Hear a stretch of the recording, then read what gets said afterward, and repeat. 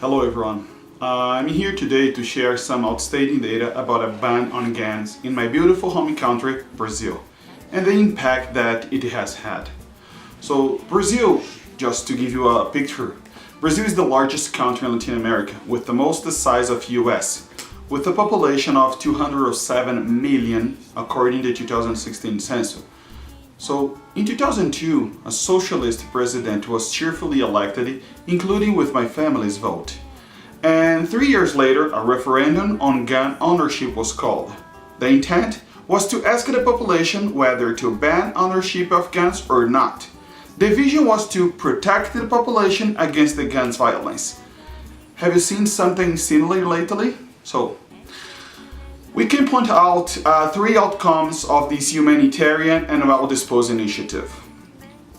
First, even with 63.94% of rejection on the referendum, the gun control law was issued by the government, and ever since, having a gun can put you behind the bars. So a second remarkable fact relates to the intent proposed, which means reducing the gun violence instead of lowering the rates. And guess what? It skyrocketed to an actual 60,000 violent deaths per year, including 134 officers on and off duty. So, in some major states like Rio de Janeiro, the police elite squad have those old 7.62mm rifles, which are more than 20 years old, with poor ammunition quality and also out-of-date bulletproof vests. So this means that more people have died in shooting during a single year in Brazil than the US troops killed during the entire Vietnam War. And those numbers, they're available on the Brazilian agencies IPEA and FBSP. I'm gonna put the link, you guys gonna check that. So the third outcome points that now only 3 groups effectively can have access to gun in the tropical paradise. The first one, the police. The second one, the military, and the third one, the criminals. And usually, this last group carries more sophisticated types of firearms. So gun control law proved itself 100% effective in disarming the law-abiding citizen while allowing the worst part, the criminals, to keep all sorts of firearms. So this created a hostage population that need to rely only on the government for their own protection. Today in Brazil, the family leader cannot protect his family from criminals that don't respect the gun control, and in most cases they end up being killed for a cell phone, for a bicycle, or for a single watch like this.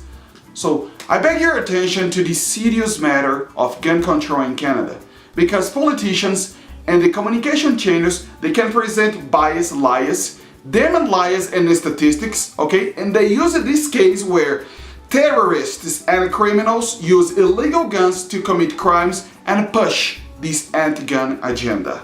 Mail the leaders of our beautiful Canada and let them know that disarming the population won't reduce the crimes and that the law-abiding citizens cannot be 24-hour protected by the state, like our well-paid officers, public officers and artists. Our government can pay for their own bodyguards, but we can't. We need to have the way to protect ourselves. We cannot only rely on the government to have that right. So the Bill 71, C-71 started disarming the hunters, sport shooters, and we end up criminalizing the right of self-defense by having a tool that can save your family in a life-threat scenario. So last but not least, criminals and terrorists, they don't fear gun control laws and no gun zones. They fear citizens that can stop them with the same power.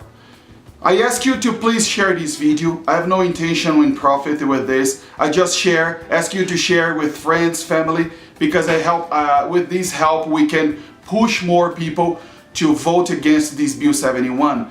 Please, pay attention on this serious matter because it's really important. It's our freedom that is in the table right now. Thank you so much. Bye bye.